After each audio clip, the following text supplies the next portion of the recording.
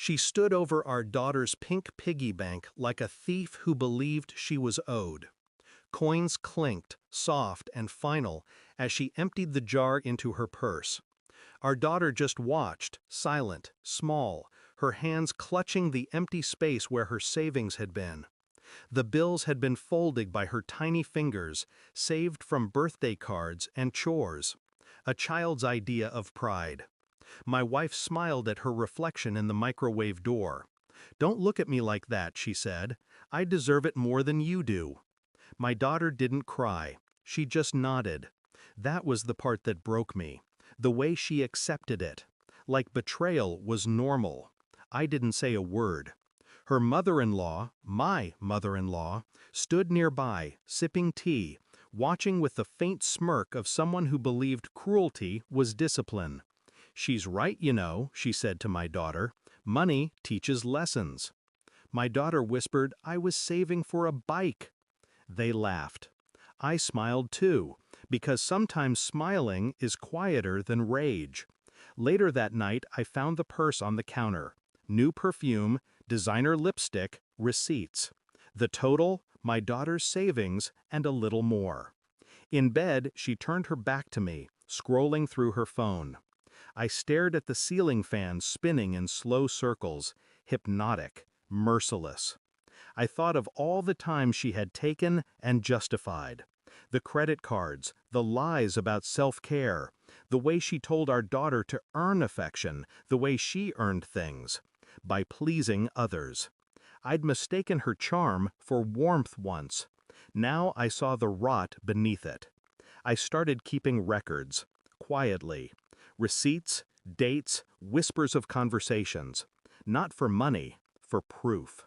Because people like her don't change. They only get better at hiding.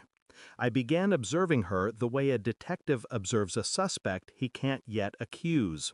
She'd sit on the couch, scrolling through her phone, pretending to be burdened by motherhood while painting her nails with the money our daughter had saved. When she'd catch me watching, she'd smile, sweetly, manipulatively, and say, "You're too quiet lately." Quiet was my weapon now. My daughter asked me one night, "Dad, if you love someone, should you still be scared of them?"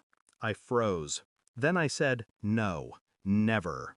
Her silence afterward said more than I could handle. That's when I began planning, not revenge, but clarity.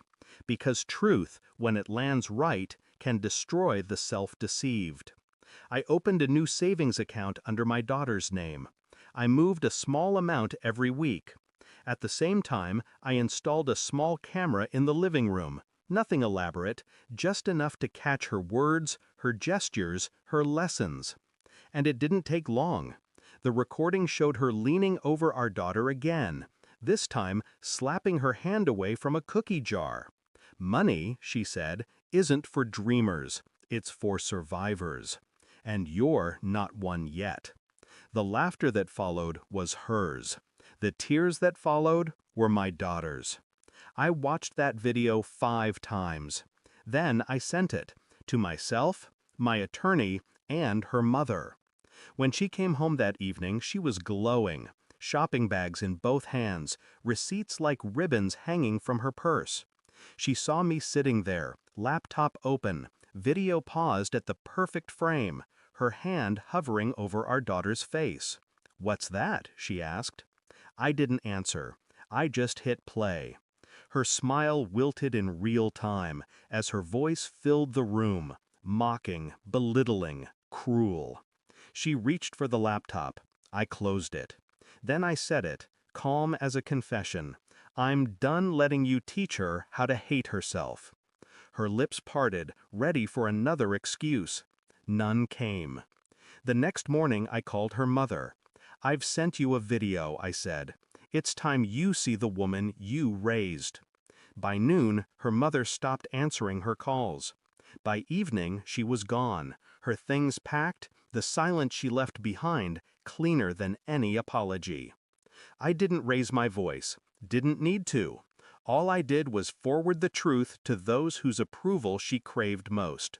Her friends, her boss, her family. And then, quiet, the kind that feels like justice.